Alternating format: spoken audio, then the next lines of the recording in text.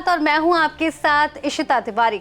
एक नई सुबह नई ऊर्जा के साथ और देश दुनिया की हर बड़ी हलचल पर सबसे पहली नजर के साथ एक बार फिर लेकर हाजिर हूं मॉर्निंग न्यूज, जहां हर सुबह हम आपके दिन की शुरुआत करते हैं सच, सटीक और सबसे तेज खबरों के साथ।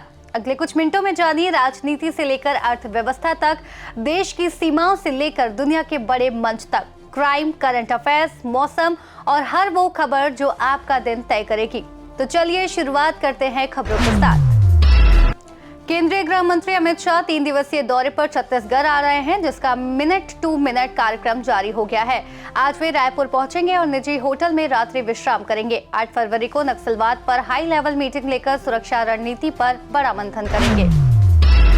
प्रधानमंत्री नरेंद्र मोदी आज और 8 फरवरी को मलेशिया के दौरे पर रहेंगे। इसकी जानकारी मीडिया को देते हुए विदेश मंत्रालय के सचिव पूर्वी क्षेत्र पी कुमारन ने बताया कि यह प्रधानमंत्री मोदी की मलेशिया की तीसरी यात्रा होगी। किसान जागृति यात्रा आज कन्याकुमारी से शुरू होकर कश्मीर तक जाएगी। इसका समापन 19 मार्च को दिल्ली के रामलीला मैदान में किसान महापंचायत के साथ होगा। यात्रा के दौरान विभिन्न राज्यों में किसान महापंचायतें, किसान सम्मेलन, पैदल मार्च, ट्रैक्टर मार्च और स्वागत कार्यक्रमों का आयोजन किया जाएगा। बस्तर सिर्फ माओवाद और उससे होने वाली हिंसा के लिए नहीं जाना जाता, बल्कि बस्तर अपनी प्राकृतिक सुंदरता और सांस्कृतिक पहचान के लिए भी जाना जाता है। इसी कड़ी में बस्तर की माटी की खुशबू और यहाँ की समृद्ध जनजातीय संस्कृति एक बार फिर विश्व पटल पर अपनी छाप छोड़ने को तैयार है। आज से 9 फरवरी तक आयोजित होने वाले संभाग स्तरीय बस्तर पंडुम 2026 को लेकर अंचल के निवासियों में अभूतपूर्व उत्साह देखने को मिल रहा है।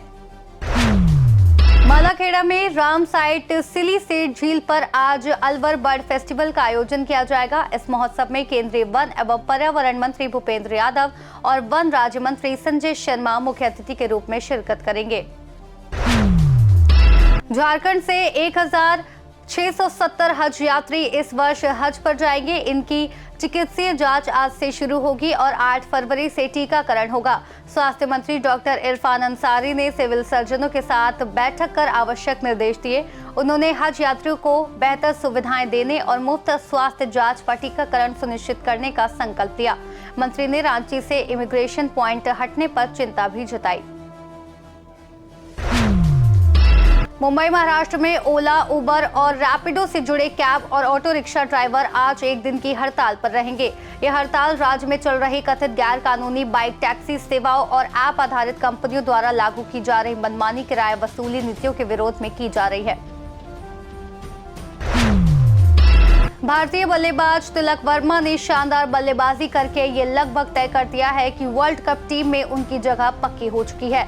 कप्तान सूर्य कुमार यादव ने संकेत दिए हैं कि आज ये साफ हो जाएगा कि वर्ल्ड कप की प्लेइंग 11 में ईशान और संजू में से किसको मौका मिलने वाला है। फिलहाल ईशान का पलड़ा भारी नजर आ रहा है।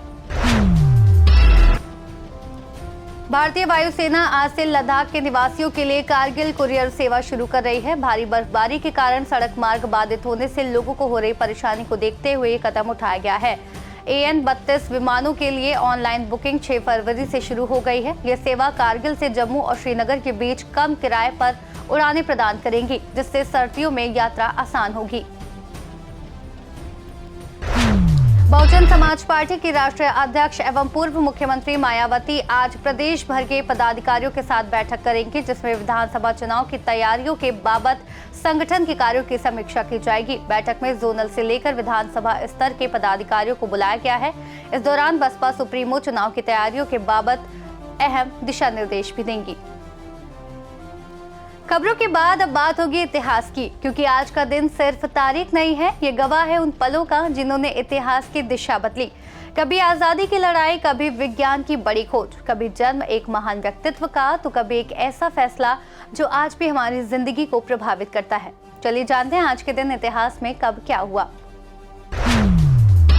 आज के दिन सन 1915 में चलती ट्रेन से पहली बार भेजा गया वायरलेस संदेश रेलवे स्टेशन को प्राप्त हुआ।